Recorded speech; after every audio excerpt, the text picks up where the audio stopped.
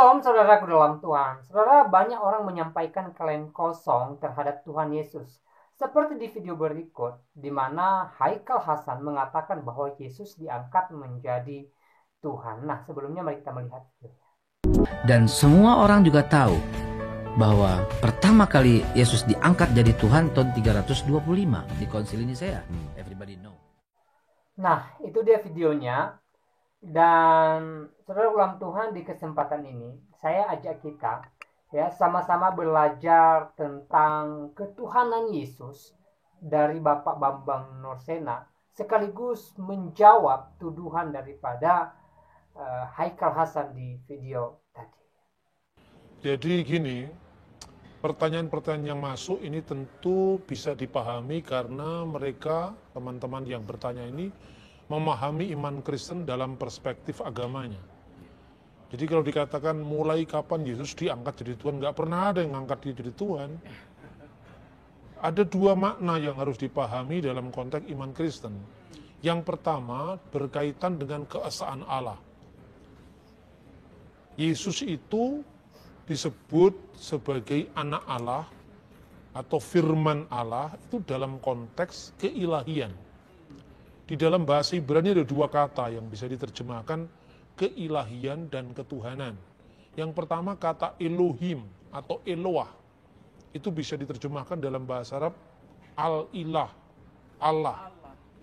Sedangkan yang kedua itu maknanya Tuhan. Tuhan itu Adonai. Adonai itu diterjemahkan di dalam bahasa Arab Rabb. Ya. Jadi dua makna ini berbeda. Yang satu itu menunjuk kepada tidak ada sembahan kecuali satu-satunya sembahan. Makanya syahadat Islam yang pertama yaitu asyhadu alla ilaha illallah itu sesungguhnya bukan yang asing bagi orang Kristen karena di dalam Alkitab sendiri ada kata-kata seperti itu. Misalnya dalam kitab Keluaran, hukum yang Tuhan berikan kepada Musa itu berbunyi demikian dalam bahasa Ibrani. Lo yihye leha Elohim akherim alfanai. Jangan ada Elohim yang lain di hadapan hadiratku. Jangan ada ilah yang lain di hadapan hadiratku. Dan di dalam surat 1 Korintus pasal 8 ayat 4, itu di dalam teks bahasa aslinya dikatakan au deis theos eimihei. Yang diterjemahkan di dalam bahasa Indonesia, tidak ada ilah yang lain kecuali Allah yang esa. Atau dalam Today Arabic Version yang diterbitkan oleh Darul Kitabil Muqaddas fi Syarqil Awsat di Lebanon, yaitu Alkitab dalam bahasa Arab diterjemahkan wa la ilaha illallahul ahad, dan tidak ada ilah kecuali Allah yang esa. Ini menunjukkan divine, keilahian, the Godhead, ya. Allah itu maknanya dia yang satu-satunya yang disembah. Untuk urusan itu sudah clear bahwa Allah itu hanya satu. Karena tidak ada ilah lain selain dia. Nah, persoalannya dalam rangka dan dalam konteks apa kok orang Kristen menyebut Yesus itu anak Allah. Bahkan menyebut Allah. Ini harus ditegaskan bahwa ketika Yesus disebut Allah itu sama sekali tidak menunjuk kepada wujud fisiknya yang dilahirkan oleh Bunda Maria. Sama sekali bukan. Tetapi konteksnya praeksistensi Yesus sebelum dia datang ke dunia sebagai manusia, dia itu sebagai firman. Dan firman itu bersama-sama dengan Allah, dan firman itu adalah Allah. Dalam praeksistensinya sebagai firman itulah Yesus disebut Allah. Itu tidak menunjuk kepada Yesus yang bisa mati, yang dilahirkan Bunda Maria, yang disalib, itu kemanusiaannya. Makanya dikatakan ada lahutiyah al-masih dan ada nasub al-masih. Keilahian Yesus itu menunjuk kepada firman yang bersama-sama dengan Allah. Maka dikatakan pada mulanya adalah firman. Enarsen hologos ke hologos en prostontion. Dan firman itu bersama-sama dengan Allah ke theos en hologos. Dan theoslah atau Allah sendirilah firman itu. Ini makna yang pertama. Nah, firman itu kemudian menjadi manusia. Dalam konteks inilah kita mengenal Yesus itu adalah firman Allah, dan firman itu adalah Allah. Mungkin kita bertanya, kenapa kok firman itu adalah Allah? Kan gitu kan? Jadi sekali lagi tidak menunjuk kepada fisik kemanusiaan Yesus, tidak. Firman itu kenapa disebut Allah? Dan ini tidak menunjuk aspek ruang, waktu, tapi beyond time and space. Sebelum Yesus datang ke dunia sebagai manusia. Allah menciptakan segala sesuatu dengan firman-Nya. Tidak usah kita baca Injil dulu, baca kitab Taurat. Misalnya kitab Sefer Bereshit, pasal 1 ayat 1 sampai dengan 3. Pada mulanya Allah menciptakan langit dan bumi. Allah menciptakan langit dan bumi. Bagaimana Allah menciptakan? Bagaimana Allah memberi hidup? Keha aret hayyetah tohu wa bohu wa hosek alfenetehom wiruah Elohim merak kefet alfenehamayim. Dan bumi itu belum berbentuk. Gelap gulita, campur baur, kira-kira tohu wa bohu itu maknanya begitu.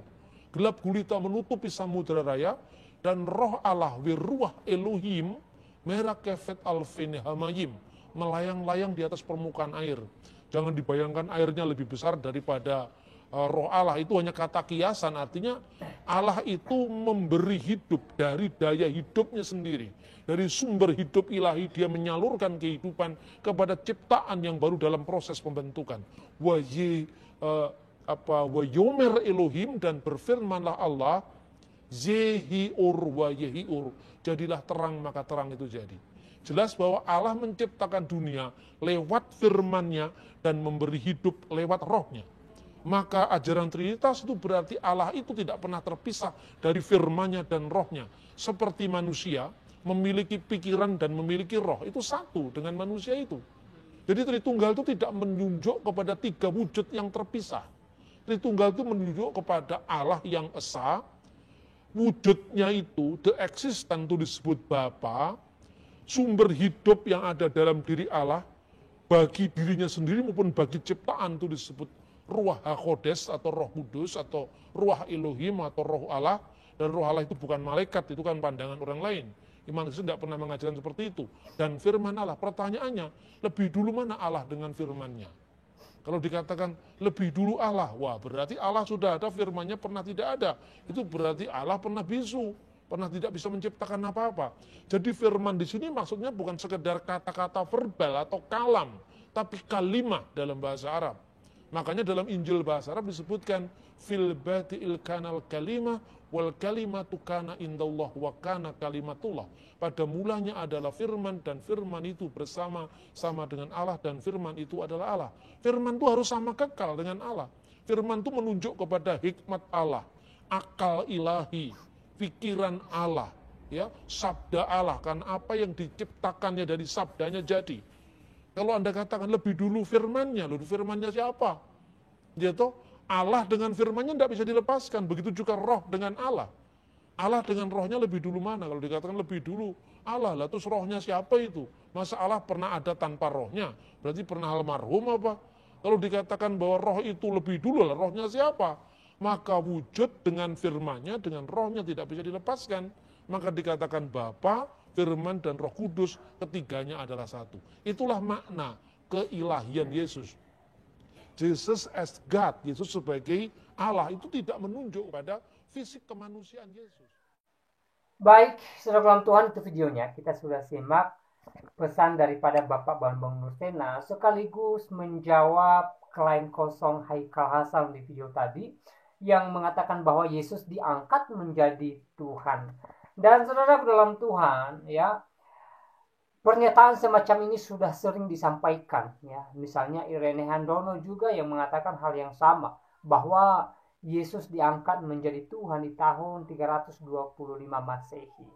Nah, saudara dalam Tuhan, klaim mereka itu sebenarnya klaim kosong. Karena kenapa?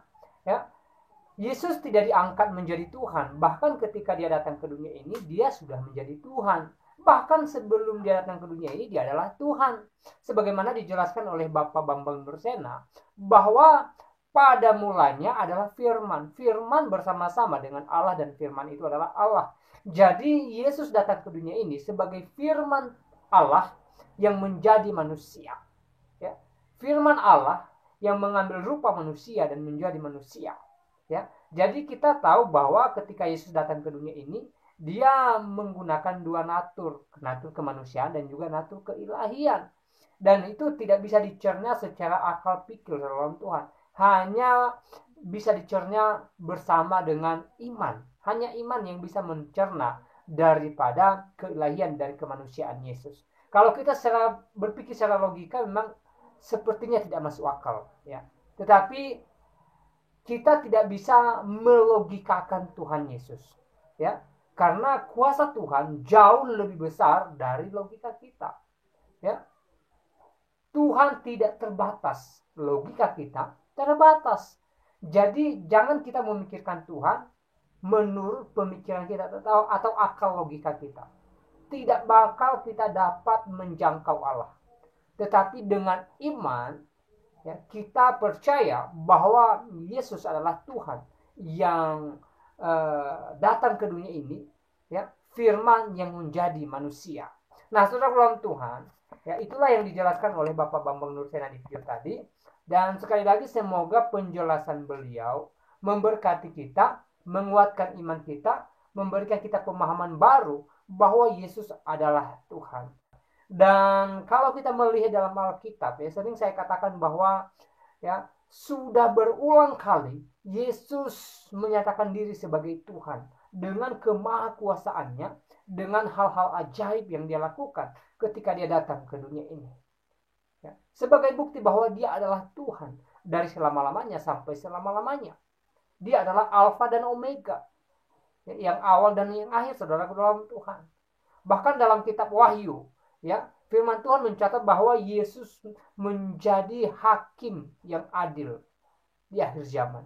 Ya. Yesus menghakimi dunia ini di akhir zaman. Karena kenapa? Karena dia adalah Allah yang berhak menghakimi dunia ini. Ya.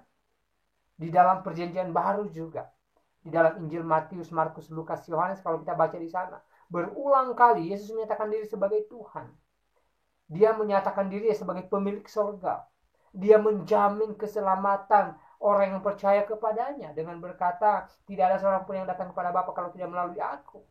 Dia menjamin keselamatan seorang pendosa yang mengatakan kepada Yesus di atas kayu sekali, jikalau kamu pergi kepada Bapa, ingatlah aku. Dan Yesus berkata, hari ini juga engkau bersama-sama dengan aku di Firdaus. Ya. Yesus menjamin keselamatan kekal bagi orang yang percaya kepadanya. Berarti Yesus adalah Tuhan. Ya, karena hanya Tuhan yang mampu menjamin keselamatan kekal bagi setiap orang. Ya. Dan berbagai hal Yesus menunjukkan dirinya sebagai Tuhan. Itu sudah sangat jelas. Ya. Bukan diangkat menjadi Tuhan. Tidak, saudara dalam Tuhan. Itu klaim kosong dari orang-orang yang tidak percaya Yesus.